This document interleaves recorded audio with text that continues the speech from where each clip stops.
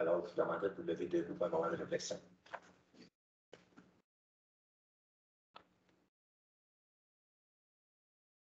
Merci. Vous vous asseoir. Alors, bienvenue à la séance du Conseil du 13 décembre 2021. Point numéro 1, ouverture de la séance. Point numéro 2, adoption de l'ordre du jour. Point numéro 3, première période de questions. Point numéro 4, présentation et assemblée publique. Point numéro 5, administration. 5.1, adoption du budget de la Ville de Donnacona pour l'année 2022. 5.2, adoption du budget triennal des immobilisations pour les années 22, 23 et 24. Point numéro 6, législation de greffe, aucun point. 7, gestion contractuelle, aucun point. 8, urbanisme et développement économique, aucun point. 9, ressources humaines, aucun point. 10, autres sujets, aucun. Point numéro 11, deuxième période de questions. Point numéro 12, affaires nouvelles, aucun. 13, dépôt des documents. Et point numéro 14, levée de la séance.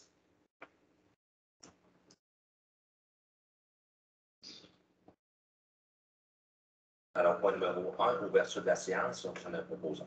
Je propose.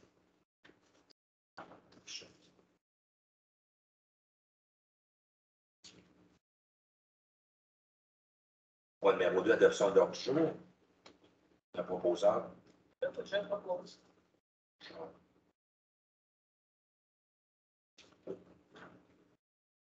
Point numéro 3, première période de questions. Alors, pour la séance de questions, je vais prendre les questions qui ont rapport au budget seulement. Il va y avoir des questions et non des commentaires. Si vous avez des questions, c'est le temps.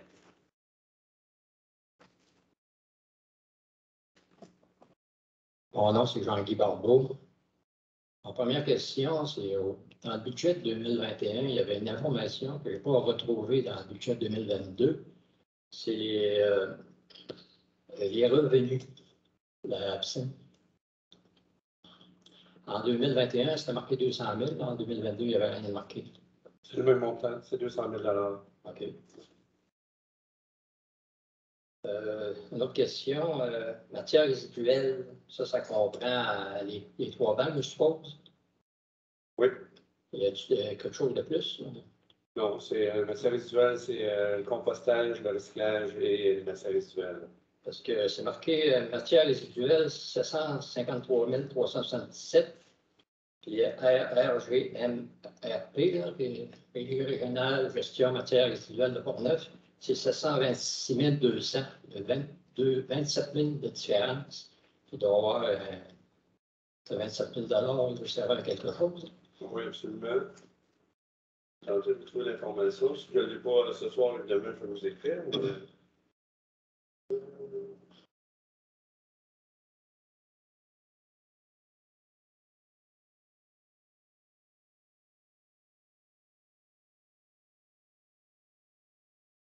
Le montant d'amortissement de 16 129 $, mais vous, c'est le montant sans amortissement que vous parlez?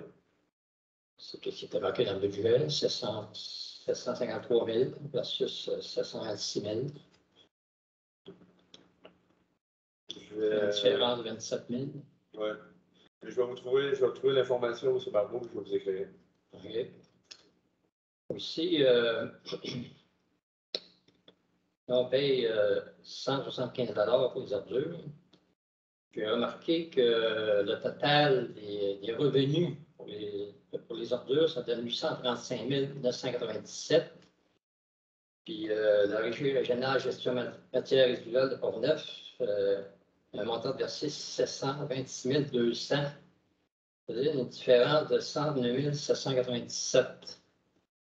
Comment on justifie ça? En fait, il y a toujours un calcul qui se fait pour que la valeur des montants de revenus soit, je dirais, pratiquement égale avec la valeur de la dépense en lien avec le contrat de matières résiduelles.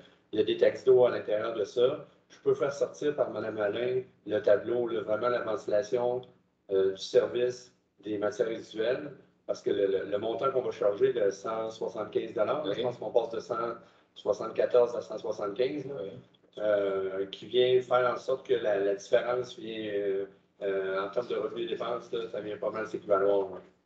Et je vais vous transmettre l'information. Il y a une différence de 101 000 au total.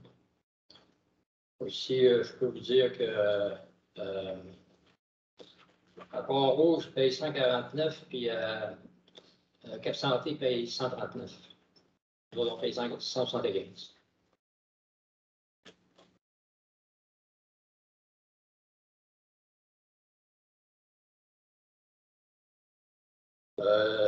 Taxe d'eau, c'est le même principe.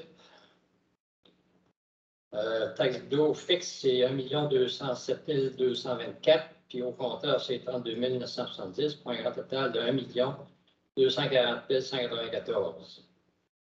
Puis là, ça va. OK. Dans l'hygiène du milieu, approvisionnement eau potable et traitement, 139 357. Distribution eau potable, 281 217, pour un total de 920 574. Ça veut dire qu'il y a une différence entre les revenus et les dépenses de 319 620. Comment on justifie ça? La validation de chacun de ces tableaux-là, M. Barbeau, je vais vous les envoyer. Et on a, comme je vous le dis, là, puis c'est toujours le même système qu'on fait, c'est qu'on vient toujours se coller entre le montant de la dépense et le montant du revenu. Donc, on a juste le coût des services en fonction des coûts des dépenses. Mais je vais vous envoyer l'information. Tu vois, le taxe d'eau à Cap Santé, c'est 225, sauf qu'on paye 320. Puis à Pont-Rouge, c'est 210, nous autres, on paye 320. C'est le même principe pour les égouts. Entre les revenus et les dépenses, donc les égouts, ça donne 665 000 de revenus, puis 431 000 de dépenses, une différence de 234 716. C'est ça. C'est pas la raison.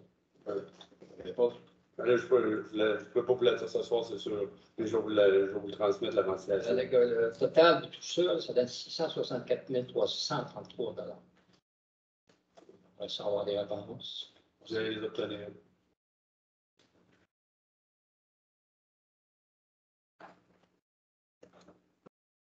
Alors, on va passer au point numéro 5, qui est administration 5.1, adoption du budget de la Ville de Donnacona pour l'année 2022.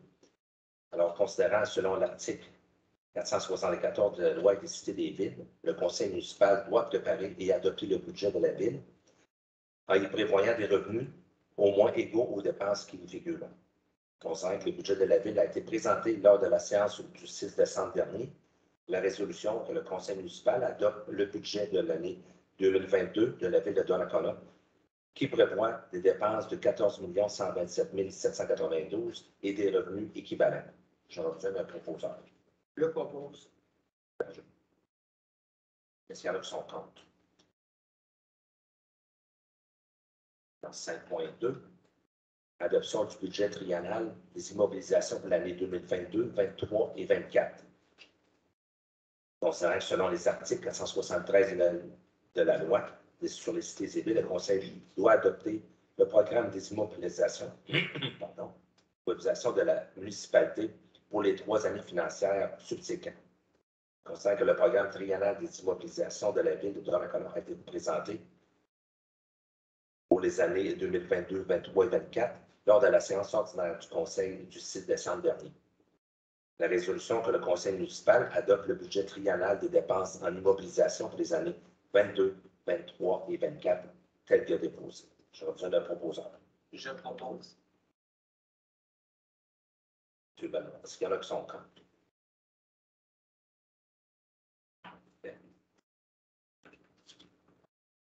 Aller à la deuxième période de questions, s'il y en a, toujours. Sinon, on va aller au point numéro 14, qui est le lever de la séance. J'aurais besoin d'un proposeur. Là, il y a un autre assemblée après. OK. Une autre question, elle va la poser dans toute l'assemblée. Parce que c'est pas directement. Il faut qu'elle ait rapport, M. Barbeau, à l'ordre du jour seulement, notre question, puis c'est une séance extraordinaire. Je ne prends pas d'autres questions à part de ce qui est écrit sur l'ordre du jour. Parfait? Oui. La deuxième, il n'y a pas une deuxième assemblée extraordinaire? Deux séances extraordinaires, mais comme prévoit la loi, les questions qui sont dans une séance extraordinaire doivent porter sur les sujets de l'ordre du jour.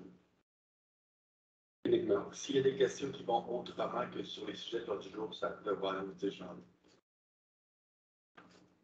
Est-ce que j'ai mon proposant de la levée de la séance? Voilà. J'ai un proposant de la levée de la séance. Oui.